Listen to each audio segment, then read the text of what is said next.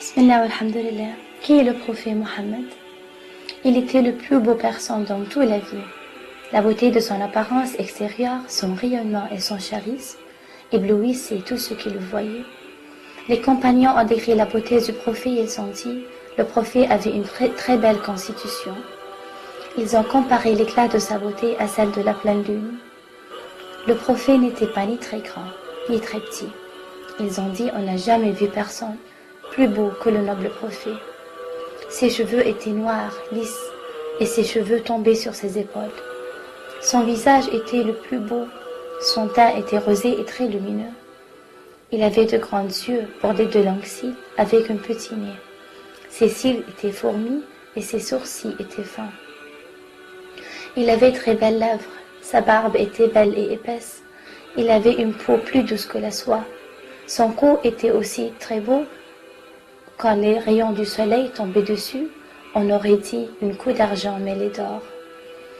Les compagnons ont dit que le prophète était d'une extraordinaire beauté. Son corps était bien proportionné et son visage était d'une finesse magnifique.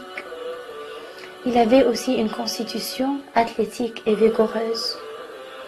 Il était né à Mecca. Là, les gens le surnommaient Al-Amin, le digne de confiance. Al-Amin, notre prophète, même si ses ennemis avaient volé les biens de ses compagnons, tué ses compagnons, torturé ses compagnons, confisqué leurs propriétés, le prophète, il aurait pu faire ce que la majorité fait en temps de guerre.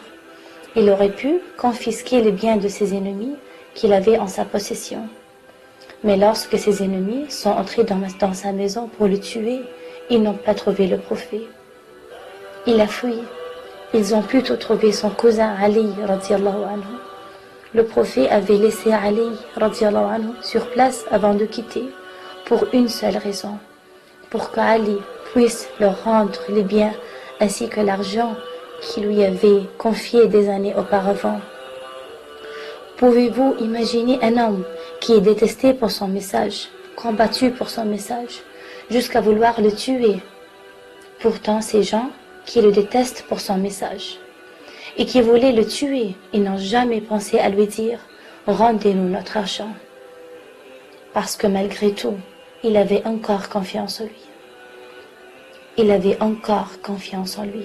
Ses ennemis savaient qu'il n'y a jamais personne du plus véridique et digne de confiance que le noble prophète.